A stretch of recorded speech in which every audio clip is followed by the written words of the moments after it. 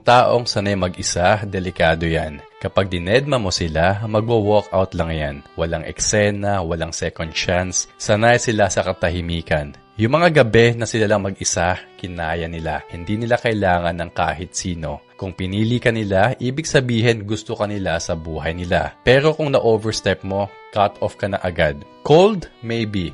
Pero ang totoo, may boundaries sila.